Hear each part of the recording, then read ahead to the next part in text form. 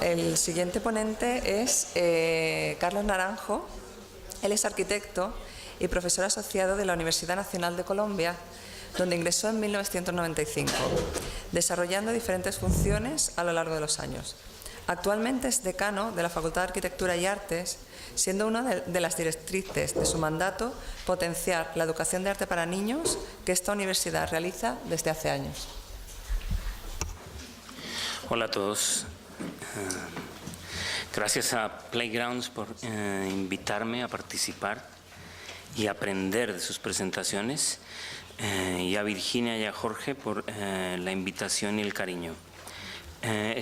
Lo que me gustaría hacer es una presentación que está dividida en tres partes. La primera parte intenta desarrollar de una manera sucinta una premisa teórica que nos sirve para argumentar muchas de las acciones que se están haciendo en la Facultad de Artes de la Universidad Nacional. La segunda parte es intentar mostrarles a ustedes el trabajo del grupo Lunárquicos, dirigido por Fabiola Uribe, que trabaja con niños para enseñar o trabajar en arquitectura en asociación con el Museo de Arquitectura de la Universidad Nacional.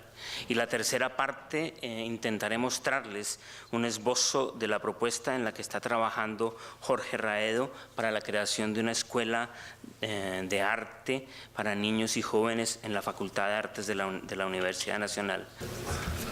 Entonces termino con eso, con gracias para Fabiola y para Jorge por permitirme mostrar el trabajo que ellos han hecho como parte de una estrategia conjunta. Me gusta mucho la frase del arquitecto americano Louis Kahn, que decía que la ciudad es el ámbito donde un niño puede descubrir lo que le gustaría hacer el resto de su vida. También Kahn es el primero en sugerir que el origen de la arquitectura está ligado completamente al desarrollo de la conciencia humana. Y escribe de una manera muy bella que dice él, cito, solo estamos extendiendo lo que sucedió hace mucho tiempo. El principio debe considerarse el momento más maravilloso, el momento más emocionante. Y siempre me ha causado mucha curiosidad tratar de entender o imaginar cuál es la emoción que hay detrás de una imagen como esta, una imagen que aún después de 40.000 años de creada mantiene la fuerza y la impresión emocional que tendría al principio. Tal vez sería asombro lo que originó una imagen como esta. Cuando la mano toca la superficie del muro de la cueva hay un sentido que se da por el contacto entre la mano y el muro, un sentido que no le pertenece ni a la mano ni a la piedra, ni a esa superficie de la cueva, un sentido que es el producto del encuentro entre los dos. Estas personas, estos seres humanos, recogieron tierra, se la metieron en la boca, la masticaron, la mezclaron con saliva y escupieron encima de su mano para generar esta impresión de la mano. Una impresión negativa que al quitar la mano de la superficie de la piedra, lo que había hecho es materializar ese sentido, construir ese sentido que ellos podían sentir, valga la redundancia, al poner la mano sobre la piedra, y que conserva esa presencia de la conciencia de un ser humano aún 40.000 años después de realizado, no poco tiempo. Pero lo importante allí es eso, esa impresión como una materialización de sentido que hace visible para mí y para otros esa comprensión o esa conciencia de sí mismo. Sin embargo, la fotografía que vemos son fotografías que han sido hechas con una cámara y luces que iluminan la superficie de ese muro, no necesariamente como fue producida o las circunstancias en las que se produjeron esas imágenes. Imaginen ustedes la pared de esta cueva iluminada con un fuego en un pequeño contenedor o aún en el piso de la cueva que mandaba partes de luz titileante que hacían que esta superficie no estuviera completamente definida, sino que fuera un juego de sombras que aparecía y desaparecía dependiendo de la intensidad de la luz. Esta imagen es gracias a la fotografía, pero la otra imagen implicaba un sentido de contención precisamente por estar alrededor de este fuego y cómo ese fuego se iba extendiendo hasta las superficies de la cueva y dando un límite, generando un límite con esa cueva. Al materializar este sentido, al imprimir la huella de la mano sobre la superficie de la cueva, estos seres humanos también conformaron un límite espacial y fueron capaces de congelar ese muro o esa superficie de sombras que veían por la luz titileante del fuego. No es tampoco un ejercicio que se hiciera individualmente, hacía parte de todo un acto colectivo a través del cual el chamán era el elegido para poder acercarse a esa superficie e imprimir su mano en el muro. En medio de un trance, hace la impresión como un acto simbólico para poder meterse en la superficie de ese muro y habitar el otro lado del muro, el otro lado de la cueva y reunirse con el mundo de las sombras de aquellos ausentes de los muertos. La impresión de la mano construye un sentido al mismo tiempo que es un acto simbólico que da cuenta del mundo que habitamos. Las formas de la mano se descubren de la superficie de la cueva, de las mismas irregularidades de la cueva. No es solamente un ejercicio de representación, de ser capaz de materializar un sentido, también es un proceso de descubrimiento de formas que aparecen y desaparecen en ese horizonte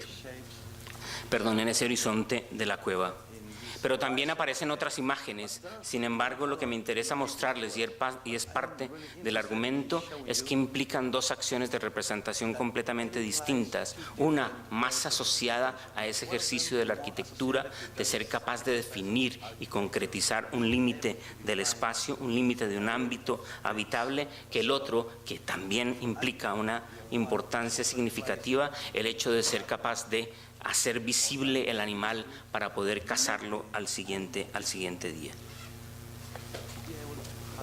Las primeras huellas de los seres humanos, por supuesto, son las que se dejaban en su paso por la naturaleza, pero sin embargo este tipo de huellas, como la impresión de la mano o el juego sistemático de los 3 o 4 dedos sobre las superficies blandas de la arcilla de las cuevas, implican una exploración sobre esa conciencia. Darse cuenta de sí mismo implicaba o se daba al mismo tiempo que se iba tocando y jugando con ese sentido en la superficie de las cuevas. Si pensamos específicamente en arquitectura y si podemos asumir un proceso análogo de construcción de sentido en el origen de la arquitectura, podríamos hablar entonces, y voy a pasar un poco rápido por esto, podríamos hablar entonces de la materialización de 3 sentidos o 3 experiencias fundamentales.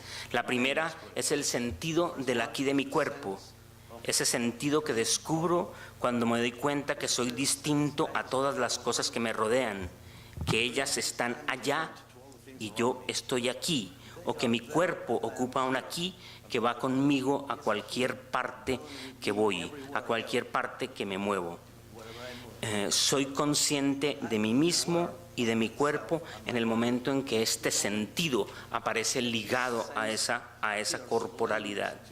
Un sentido que soy capaz de materializar cuando soy capaz de encargar a una cosa de guardar el aquí de mi cuerpo, tal cual como cuando uno en un restaurante pone un bolso o algo en una silla para guardar el puesto, literalmente eso hicieron los seres humanos, pusieron algo que tomara su lugar, su puesto para marcar ese aquí de mi cuerpo y hacerlo evidente y visible a otros, a sí mismos y a otros seres humanos. Este mojón, este sitio, sirve de referencia permanente para mi movimiento. Al hacerlo visible, se vuelve una metáfora, un tropo, un acto poético, intercambio algo del mundo que hace evidente mi presencia. Este sentido del aquí de mi cuerpo y su tematización, su materialización, es el precursor de nuestra noción del sentido del lugar, el precursor primitivo de nuestro desarrollo contemporáneo del tema del lugar. Y aquí hay un juego entre esas imágenes del supuesto origen de la arquitectura y ese desarrollo temático contemporáneo. Y cómo existe una tensión que nunca se termina en este proceso de tematización, donde experiencias tempranas vuelven otra vez, una y otra vez, a través de la historia de la arquitectura y del arte como parte de ese proceso de concretizar ese sentido colectivo.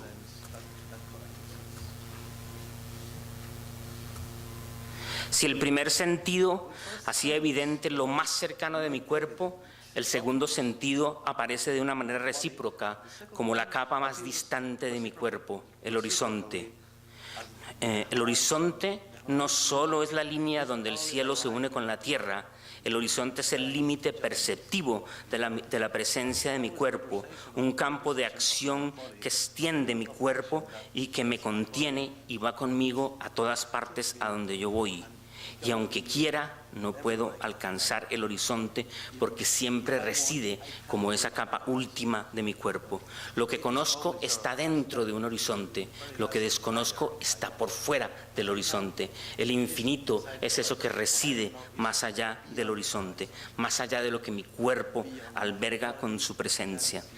Lo que intentamos materializar al trazar sobre la tierra las huellas de mi cuerpo, al caminar de un sitio a otro, como lo muestra, por ejemplo, esta imagen, son esas nociones de horizonte, esa concepción espacial del cuerpo. La montaña reside allá en un punto. En la medida en que camino hacia ella, aparece en el rango de acción de mi cuerpo. En la medida en que me alejo y repito este movimiento una y otra vez, soy capaz de materializar y trazar el horizonte en la superficie de la tierra. Otra vez, la tematización constante de este sentido original es el precursor primitivo de nuestra noción y del sentido del espacio. El tercer sentido es el recorrido en instancias perceptivas de mi conciencia y de mi capacidad de observación entre lo más cercano y lo más lejano. Al igual que cuando ponía la mano sobre la piedra de la cueva, del muro de la cueva, y era capaz de concentrarme, de enfocarme en lo que la mano sentía o en lo que siente mi cuerpo e ir más allá e imaginarme que hay un mundo detrás de la superficie de ese cuerpo, de ese muro, puedo también enfocarme y concentrarme en las distintas instancias que implica la profundidad que relaciona mi cuerpo aquí con su sentido propio y mi cuerpo allá en la distancia, en el horizonte. Entre el aquí de mi cuerpo y el horizonte hay una profundidad. Esa profundidad es el sentido más importante, tal vez, de estos tres que estoy mencionando. Y me permite reconocer a otros horizontes y cómo con ellos comparto un campo de acción, un horizonte compartido. Soy capaz de materializar un sentido de profundidad al darle un soporte material a los límites que me permiten interactuar con otros humanos. Lo cercano y lo lejano aparecen como rangos de este juego de materialización del sentido de profundidad. El sentido de profundidad, tal vez el más importante de los tres, es el precursor primitivo de nuestra noción de entorno humano, de nuestra noción de hábitat o de lo que podríamos llamar territorio o ciudad o aún paisaje. Si asumimos la construcción de sentido y la tematización de la experiencia como la acción representativa que da pie e inaugura una institución como la arquitectura, debemos asumir como su condición necesaria la reciprocidad y la mutua constitución entre las ideas y las cosas. Si somos capaces de materializar un sentido del horizonte, si somos capaces de materializar un sentido del aquí de mi cuerpo, si somos capaces de materializar un sentido de la profundidad, es porque mi idea, mi concepción, la forma en que pienso, se constituye al mismo tiempo que constituimos el horizonte, el aquí de mi cuerpo y la profundidad. En la medida en que construimos las cosas, construimos lo que somos, y esta reciprocidad es fundamental, ¿no? Y aquí viene lo que tal vez es el argumento fundamental y lo que nos sirve de premisa para lo que estamos intentando hacer en la universidad. Gracias a la analogía entre la evolución humana y el proceso de descubrimiento y crecimiento de los niños, entre la infancia y los principios de la humanidad, es que podemos argumentar que esas primeras experiencias donde se dan las condiciones para el surgimiento, que es en esas primeras experiencias donde se dan las condiciones para el surgimiento de esa reciprocidad y mutua constitución entre las ideas y las cosas. Es decir, que el mundo tiene sentido, pero el mundo tiene sentido porque lo construimos cotidianamente, que no venimos a un mundo ya hecho, ya definido, como nos hacen creer continuamente, sino que hacemos y construimos el mundo en la medida en que crecemos. Lo vivimos y lo mantenemos vivo. El mundo es este ente vivo en el que trabajamos continuamente cuando construimos sentido. Por eso es fundamental esta relación, esta constitución de una reciprocidad entre las ideas y las cosas en la etapa temprana de la niñez. Esa es la hipótesis fundamental. La educación de las artes para niños,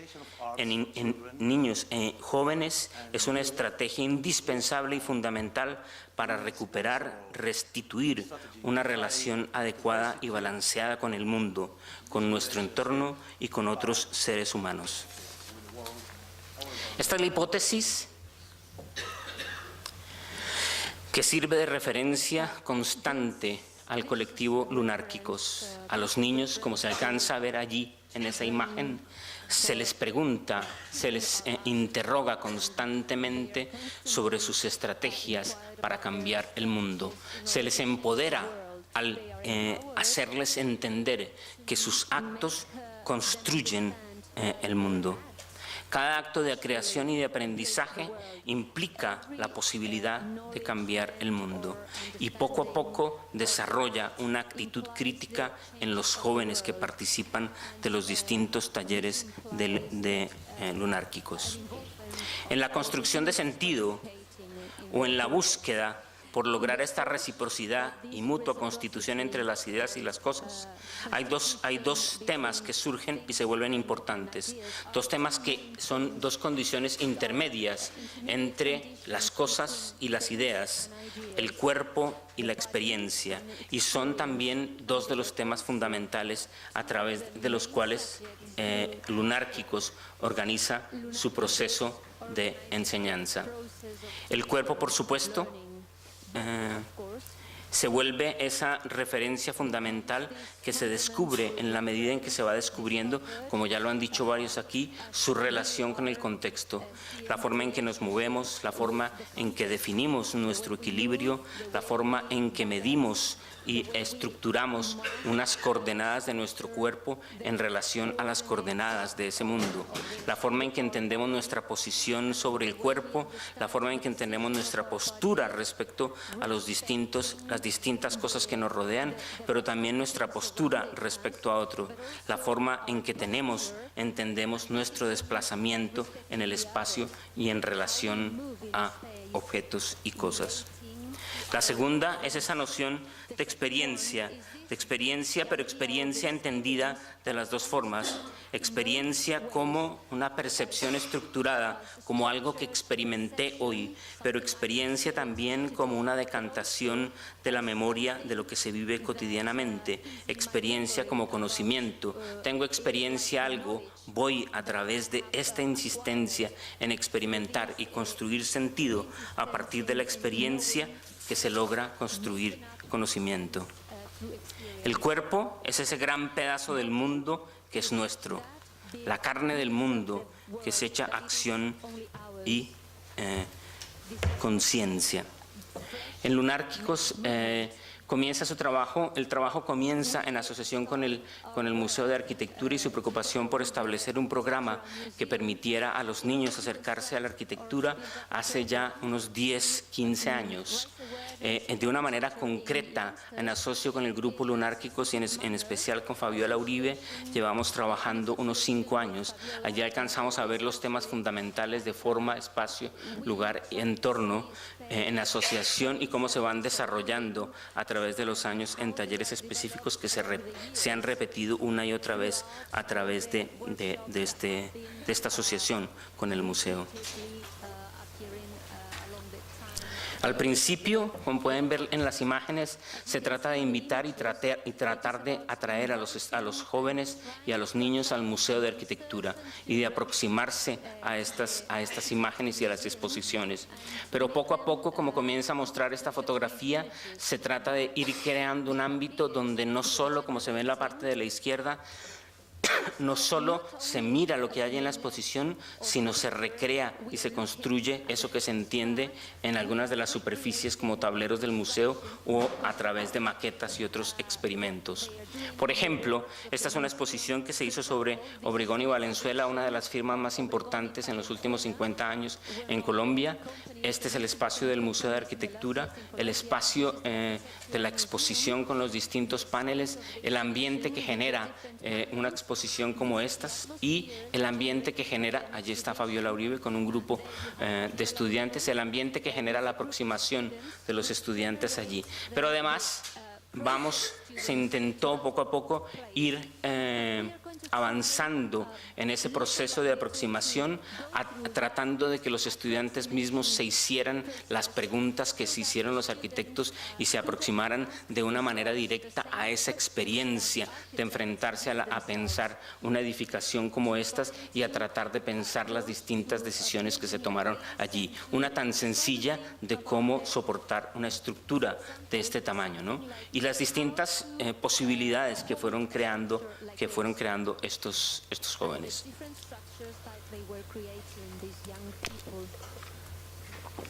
También se insiste en un tema de representación. Aquí pues pasamos a esa concepción un poco más desarrollada. En vez de hablar de construcción de sentido, hablamos de representación, que implica unas ciertas técnicas y que implica una lógica de representación. Y cómo a estos jóvenes se hace parte de este proceso de no solo ser capaz de expresar a través de la pintura distintas instancias, sino también de ser capaz de hacerlo verbalmente y de traducir de un lenguaje al otro su experiencia. De hacerlo colectivamente y trabajar de manera colectiva, pero también de hacerlo en relación al paisaje, al sitio y al entorno en el cual se encuentran. La representación se vuelve algo que se estudia en cada uno de estos talleres como algo que complementa el tema central del taller. Aquí ven a los estudiantes en las ventanas, dibujando en las ventanas del Museo de Arquitectura los edificios que lo rodean, o a través de este ejercicio típico de interpretación de una edificación. Pero se ha llegado hasta el punto donde se han hecho talleres específicos de arquitectos, como este es HEDUC para niños, donde los estudiantes no solo interpretan estas partes, sino son capaces de recrearlas y generar narrativas a partir de su interpretación de la obra de HEDUC. Estas son 3 paneles de una exposición reciente que se hizo sobre el trabajo de Lunárquicos en el mismo Museo de Arquitectura. Forma, espacio y lugar son esos 3 temas, y ya me devuelvo en un segundo, son estos 3 temas en los que hemos organizado los distintos talleres y que de alguna forma hacen referencia a esos 3 sentidos de la arquitectura de los que les hablaba antes: el sentido del aquí de mi cuerpo, el sentido del horizonte y el sentido de profundidad. La forma implica o ha implicado distintos temas a través de estos 5 años, y allí se muestran algunas de estos ejercicios, ya los mostraré un poco más en detalle. Lo mismo el espacio, ahí se alcanzan a ver algunos de los temas, e igual con el lugar, entendido también como entorno, paisaje o hábitat. Por ejemplo, A los estudiantes se les pide y se les da estos pequeños cuadrados en los cuales son capaces de concentrar o dibujar o expresar una necesidad, una acción, una experiencia, un sueño, algo que comienza a elaborar una narrativa y que poco a poco se va transformando en una concepción espacial que articula una instancia con otra de ese cuento. Poco a poco esto se va armando en el mismo espacio del museo en una relación que implica unos espacios con otros o unos espacios con los de los compañeros y tienen un espacio en ese museo. Este juego de ir armando su propia historia implica partir no necesariamente del cuerpo, sino de una narrativa que se va acordando, ¿no? Que se va articulando entre una instancia y otra. De una manera abstracta, muy abstracta, son capaces de concretizar una emoción y hacerla color y ser capaz de ponerla en una parte de arriba o de un costado o de abajo y poco a poco desde afuera, desde ese mismo contenedor, son capaces de pensarse ellos mismos adentro de este pequeño modelo y ser capaces de comenzar a indagar distintas escalas, no de una manera inducida, sino descubierta en ese mismo juego de pensar una casa de muñecas, como era el nombre de este pequeño ejercicio. Pero las narrativas se extienden, implican otras, como ya decía antes, o donde comienza a hablarse precisamente con ellos de estas estrategias de representación y lo que implica dibujar al gato debajo de la cama durmiendo, lo que implica dibujar la mesa desde arriba o la mesa desde un costado, o lo que implicaría la relación de la silla, como se ve en que comparte un cuadrado y otro, dibujo que se hizo después de cuando se estaba armando esa narrativa. Poco a poco estas estructuras se van redibujando en la manera en que van cambiando. Algo sucede allí que hace parte de esa narrativa y que va generando la posibilidad de meterse adentro de estas cajas y transformarlas otra vez con esa misma historia que va hilando la posibilidad de estar allá adentro. Los temas, otra vez volvemos a las cajas, que es un tema recurrente. Las cajas se van asociando las unas con otras y se puede construir un recorrido a través de ellas y cómo van apareciendo distintas transformaciones en la medida en que ellos se meten en estas cajas. La caja entonces se vuelve no solo un instrumento de representación directa, como se ven allí las nubes o las estrellas, sino de representación simbólica, como se ve a través de las figuras que se utilizan, pero también en la generación de una atmósfera por la misma luz y el espacio que implica meterse adentro de esta caja con esas figuras que ellos mismos han trazado. Pero este ejercicio se hace otra vez de la misma manera, no tanto jugando con la presencia del cuerpo y cómo habita distintos espacios, sino como el mismo cuerpo implica una espacialidad, en la medida en que insiste en hacerse sus límites, como ya explicaron antes, ¿no? Y se genera este empujar de distintas superficies o meterse adentro de distintas superficies y articularlas unas con las otras para generar una secuencia espacial, ¿no? Y ser conscientes de la materialidad de esos mismos, otra vez, de una manera distinta, ser conscientes de la materialidad de esos límites y cómo se relacionan con la luz, la transparencia, el color, etcétera, etcétera. También, y ahí estamos ya jugando con distintos tipos de composición, componer con una narrativa, una condición de distintas actividades, o como en el segundo caso, componer con distintas, ¿no?, formas de darle carácter a ese espacio, o componer como en este caso a través de una condición colectiva y de distintas partes, elementos, ¿no?, estructuras. Hablar de equilibrio, pero desde una cosa, ponerse afuera desde esa estructura, ver cómo se articula y se puede generar una estructura. Si esas estructuras cambian, se mueven, se transforman las unas con las otras, meterse adentro de estas estructuras y ser capaz de llevar las estructuras al paisaje.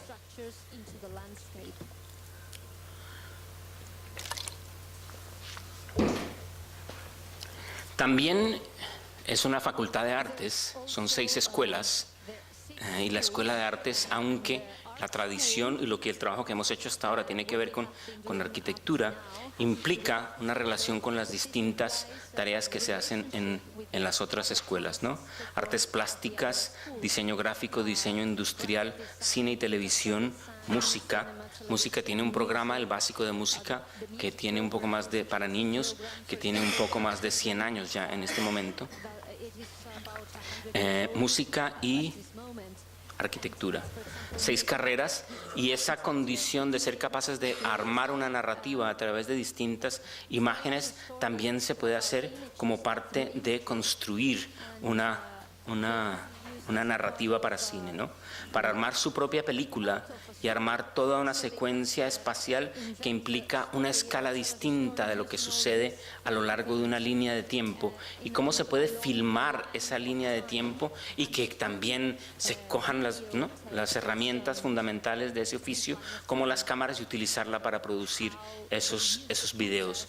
También inventarse la historia de esas figuras que habitan esos espacios, esos territorios, y ser capaces de animarlas, de hacer sus propias animaciones, o aún jugando otra vez con esas distintas escalas, llevar lo que se hace en pequeño a una escala mayor en el museo, imaginar espacios, escalas y desarrollos de, no animaciones, pero sí intervenciones espaciales que permitan hacer una película.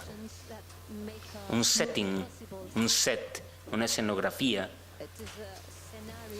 El tercero de esos temas, primero era ese que tenía que ver con la forma, el segundo con el espacio, el tercero con el entorno. Es este trabajo que se hace a partir de hacer una analogía entre la superficie de la Tierra, la topografía, la forma de la Tierra y la plastilina, en una pequeña caja que se vuelve una referencia para el sitio, en una noción muy abstracta, sí, pero que comienza a permitirles transformarlo, y a través de otra vez una composición, ya no por elementos sino por partes, hablar de trabajar con un patio, de hablar de trabajar con un porche, de trabajar con una alcoba, con un cuarto. Y con estos elementos ir armando distintas estructuras que implican la relación con el entorno y el lugar. Este fue en asociación con una de las exposiciones que se daba en ese momento sobre Rogelio Salmona, y uno de los arquitectos más importantes de Colombia, e implicaba dentro del ejercicio ser capaces de ir y visitar, ver la exposición y visitar los edificios de Salmona y participar de su arquitectura y de la relación de esta arquitectura con el paisaje.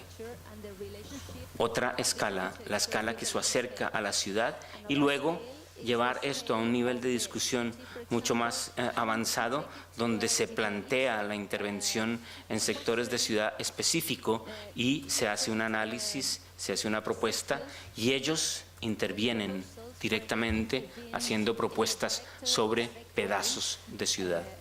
Este ha sido el trabajo que ha hecho de una manera extremadamente eficiente Fabiola Uribe con el grupo Lunárquicos y el Museo de Arquitectura en los últimos 5 años. Hace unos 4 o 5 años nos dimos cuenta que nuestro edificio de arquitectura en la Universidad Nacional presentaba problemas estructurales. Después de un análisis cuidadoso nos dimos cuenta que era mucho más eficiente tumbar el edificio existente y construir un nuevo. Comenzamos ese proceso muy difícil en una universidad pública, donde un edificio existente se considera como parte del Estado, ¿no? Tumbar algo del Estado es en Colombia un ejercicio difícil. Construir uno nuevo en esa universidad también es un proceso complejo. Pero desde el principio las personas que tomaron esta decisión hicieron la propuesta de que construir un nuevo edificio de arquitectura implicaba la posibilidad de pensar un nuevo modelo pedagógico para la forma en que enseñamos nuestras disciplinas. Y esa tarea la emprendimos desde hace 4 años, y es parte de esa discusión adentro de un ámbito universitario el hecho de asociar a ese proceso universitario la Escuela de Artes para Niños y Jóvenes. Por supuesto, tiene su referencia fundamental en el trabajo que se ha hecho en Finlandia. En los últimos meses y a partir de sus frecuentes visitas a Colombia, al Museo de Arquitectura y a la Universidad Nacional, contratamos a Jorge Radedo para que nos ayudara en la concepción de esta escuela, y estos son algunos de los dibujos que son el primer esbozo de esta estructura de la Escuela de Artes para Niños y Jóvenes.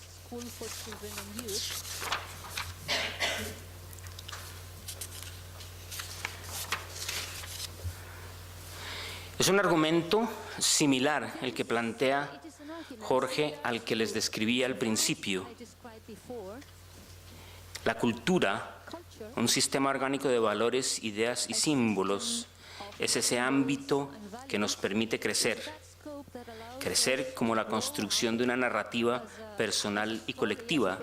Crecemos en esa cultura, desde esa cultura contribuimos a esa cultura. Existe una reciprocidad entre cultura y ese proceso de crecimiento. A eso se refiere esta imagen. Enseñamos o partimos de una confianza y una autoestima que se enseña o se ayuda a su desarrollo en los niños. Enseñamos unas técnicas y una pasión por el oficio y permitimos que estas expresiones artísticas surjan desde los niños. Y contribuye a la conformación de esa narración personal y colectiva. Dentro de las distintas alternativas que existen para la conformación de una escuela de artes para niños o de la enseñanza de arquitectura para niños, hay tres posibilidades. Pensar como lo hiciera el Conservatorio de Música hace ya, como les mencioné, hace más de 100 años, que era fundamental que el niño comenzara sus estudios en música desde muy temprano para poder llegar a la edad adulta y tener las habilidades que requería para ser un músico excepcional.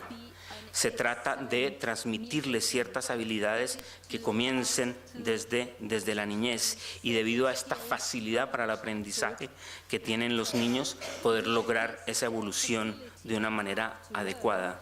Esta sería la primera alternativa o una de las razones por las cuales debemos enseñar a los niños. Una segunda que tiene que ver más con lo que se hizo desde 1985 en el Museo de Arte de la misma universidad, donde se entendía que enseñar a los niños arte implicaba una tarea de completar una educación, de algo que complementaba lo que aprendían en los colegios, y que lo que intentaban no era ser mejores artistas, sino hacer mejores ciudadanos. Nuestra intención no son estas dos, aunque creemos que son fundamentales en este proceso. Nuestro objetivo es transformar a esta Escuela de Artes para Niños y Jóvenes en una herramienta propia del proceso de transmisión y producción de conocimiento en un ámbito universitario, que es parte de esa discusión sobre qué es una universidad, y no esa noción que tenemos que una universidad es una etapa en la educación, donde hay una etapa primera, una etapa secundaria y una etapa más adelante, sino que es esa institución donde se transmite y se produce conocimiento, la universidad, que implica absolutamente todos los rangos de la vida, todas las etapas de la vida, y uno no está vinculado a la universidad en un momento, como uno no va a la biblioteca en un determinado momento, sino uno va a una biblioteca a través de la vida en distintos momentos, y a trabajar, producir, adquirir conocimiento en distintas formas o en distintas instancias. Esta noción de escuela implica que es parte de la educación universitaria, y en nuestro caso implica lo que intenta mostrar este diagrama, es la secuencia desde los primeros niveles infantil, básico y avanzado, en relación a los siguientes, los típicos universitarios de pregrado, especialidad, maestría, doctorado y postdoctorado, y ser capaz de lograr, que es nuestro objetivo, traer ese conocimiento que se produce en el doctorado a los niveles de la Escuela de Arte para Niños y generar un circuito de conocimiento que permita una retroalimentación. Pero sobre todo, y lo que es fundamental, y ya lo dijeron antes, Javier ya lo dijo, no se trata tanto de enseñarle a los niños, se trata para nosotros lo que es fundamental, es de aprender de los niños. Esto es lo clave dentro de este proceso y que esta instancia entre en una concepción de un ciclo universitario. De una manera muy bella, Raedo utiliza esta analogía entre una tabla de colores para tratar de explicar cómo organizaríamos las distintas disciplinas y cómo se mezclarían en un centro, en un ámbito interdisciplinario. Trata también a través de esta rueda de colores mostrar cómo sería la trayectoria del alumno, cómo aprendería por objetivos, cómo aprendería por proyectos. Las disciplinas se mezclan en proyectos transdisciplinares y intentamos lograr un balance entre un currículum académico que implica una instancia disciplinar y unos proyectos interdisciplinares por edades. Explico eso tal vez mejor en este cuadro. Estamos creando una mesa con 4 patas, donde hay un sílabus infantil básico y avanzado en cada una de ellas para arquitectura, música, arte y diseño, y una instancia intermedia, una mesa, una superficie donde nos encontramos todos que implica un proyecto transdisciplinar, ¿no? Esta estructura también se puede explicar, como lo hace Jorge, a través de un balance entre competencias e incompetencias. Las competencias son aquellas que tienen que ver con, ya lo conocemos, con esas 4 patas de la mesa, pero él hace énfasis que realmente nuestra tarea tiene que ver con esas incompetencias, con esa superficie de la mesa en donde nos encontramos y que nos permite trabajar colectivamente. Esas competencias son, por ejemplo, la utopía y ser capaz de hacer posible y visible un mundo que aún no existe y que nos lo imaginamos como posibilidad, o la poesía, que implica la posibilidad que genera y renueva otras posibilidades que aún no hemos visto. Estas 2 incompetencias son las que permiten esa interacción entre los niños para poder apropiarse del mundo. Y para terminar, les leo una pequeña reflexión. Lo que es necesario es una asociación productiva entre poética y hermenéutica, como diría Dalibor Vesely, un acuerdo entre un saber hacer que preserva la continuidad de la experiencia original y un saber entender que reduce la distancia entre la experiencia y su sentido primario. Un saber hacer para saber entender y viceversa, un saber entender para saber hacer.